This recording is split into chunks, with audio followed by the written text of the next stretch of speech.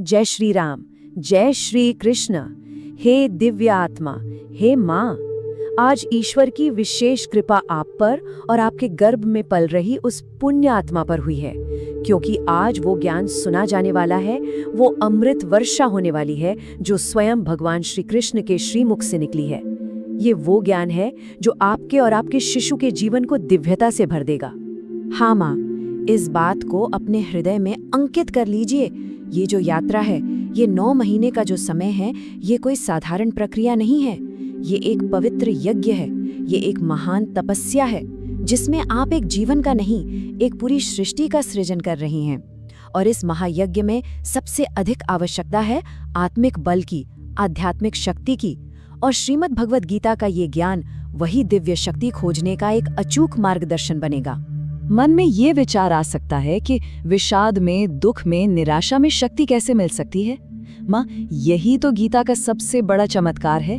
ये हमें सिखाती है कि जब हम सबसे अधिक असहाय और कमजोर महसूस करते हैं, जब लगता है कि सारे रास्ते बंद हो गए हैं, तभी ईश्वर का हाथ थामने का सबसे सुनहरा अवसर होता है। अर्जुन का विषाद ही तो गीता के ज्ञान का कारण बना।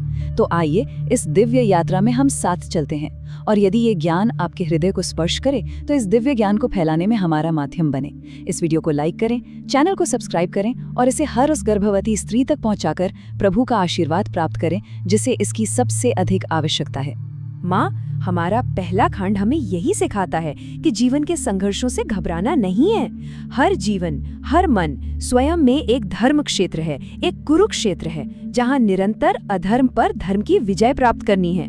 यह युद्ध कहीं बाहर नहीं, हमारे भीतर ही लड़ा जाना है, और इसकी विजय का प्रभाव सीधे आपके गर्भस्थ शिशु पर पड़ेगा। देखिए, गीता का आरंभ होता है एक प्रश्न से। नेत्रहीन राजा धृतराष्ट्र अपने सारथी संजय से पूछते हैं, हे संजय, धर्म की भूमि कुरुक्षेत्र में युद्ध की इच्छा से जो इकट्ठे हुए हैं, मेरे पुत्रों और पांडु के पुत्रों ने क्या किया? यहाँ शब्दों पर ध्यान दीजिए माँ।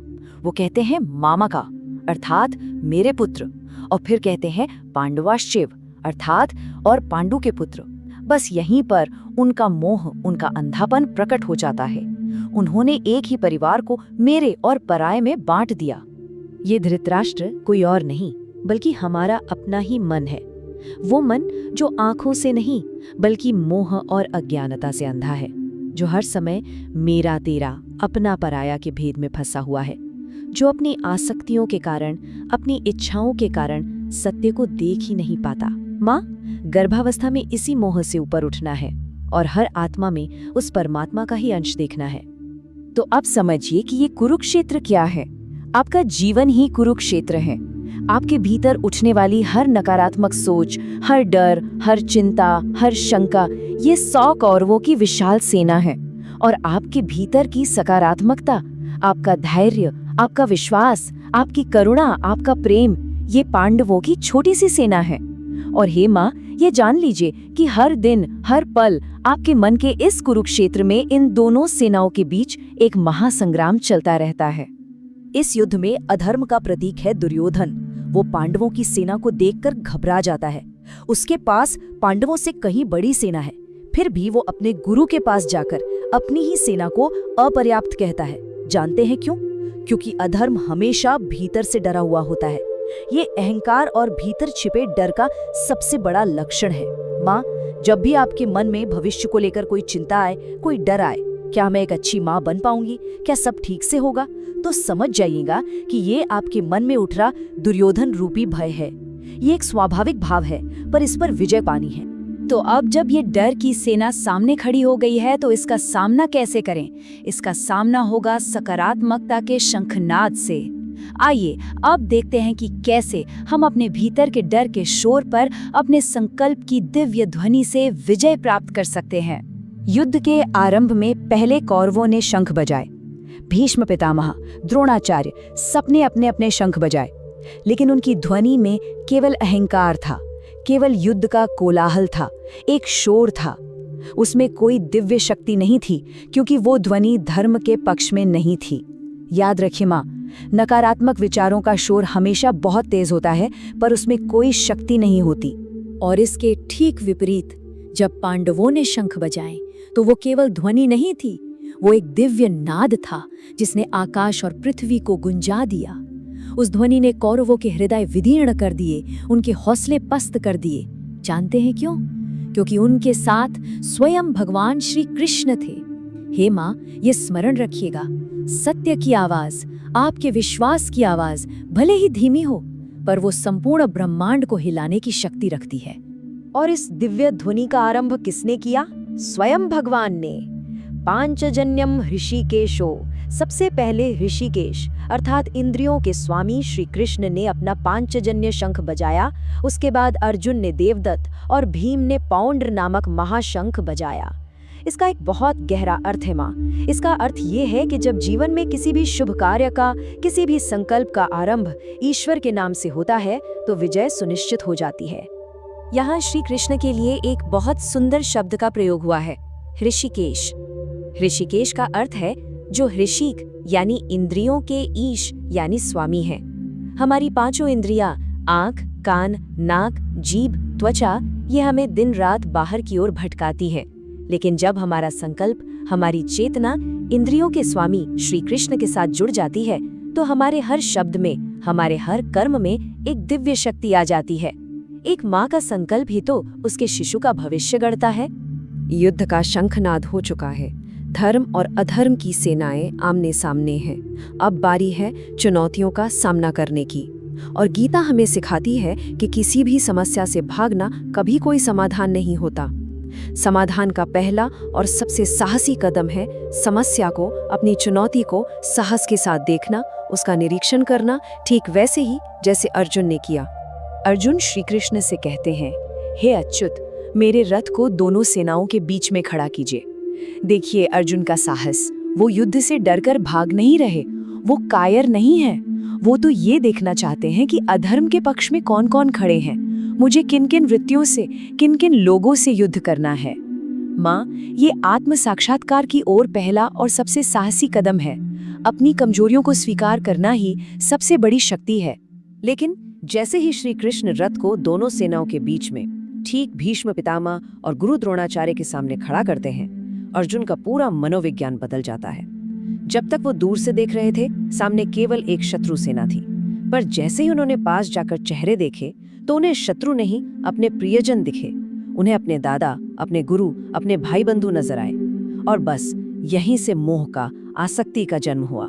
उनका योद्धा भाव समाप्त हो गया और मन करुणा और गहरे भ्रम से भर गया। और यहीं से इस अध्याय का सबसे महत्वपूर्ण, सबसे मार्मिक भाग शुरू होता है, अर्जुन का विषाद, उनकी पीड़ा, उनका टूटना। लेकिन माँ, ये याद रखिएगा, अर्जुन की एक कमजोरी कोई अवगुण नहीं थी। यही कमजोरी ईश्वर तक पहुंचने का द्वार बनी। यही विषाद आगे चलकर योग में यानी परमात्मा से जुड़ने का माध्यम बना।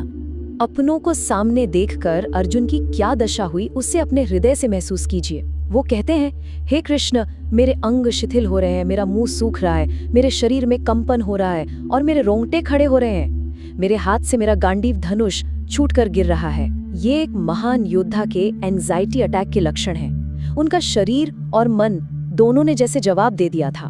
माँ, अब एक प्रश्न अपने आप से पूछिए, अगर उस युग का सर्वश्रेष्ठ धनुर्धर स्वयं भगवान का सखा अर्जुन युद्ध के मैदान में कांप सकता है, तो क्या गर्भावस्था के दौरान एक माँ की घबराहट, उसकी थकान, उसके पल पल बदलते हुए भाव, क्या वो अनुचित है?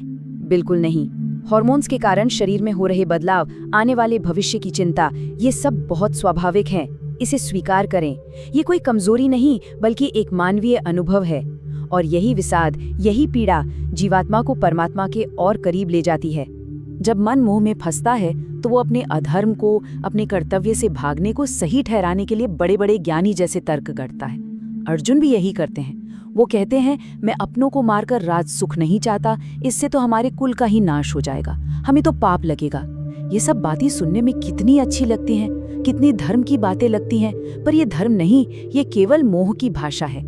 हमारा मन भी अक्सर अपने कर्तव्यों से बचने के लिए ऐसे ही झूठे तर्क देता है। इस पूरे अध्याय का सार इस एक वाक्य में है। जब तक अर्जुन को लगता था कि मैं युद्ध करूंगा, मैं सब संभाल लूंगा, तब तक वो एक योद्धा थे। लेकिन जिस क्षण उनका अहंकार टूटा, जिस क्षण उन्होंने अपना गांडीव त्याग दिया और पूरी तरह टूटकर एक असहाय बालक की तरह श्री कृष्ण की शरण में गए, उसी क्षण शिष्य का जन्म हुआ और तभी गुरु ने ज्ञान देना आरंभ किया। जब जीवात्मा टूट कर कहती है, प्रभु अब सब आपके हवाले, मुझे राह दिखाओ, असल में गीता का ज्ञान तभी जीवन में उतरना शुरू होता है। अर्जुन टूट चुके हैं, उन्होंने पूर्ण समर्पण कर दिया है।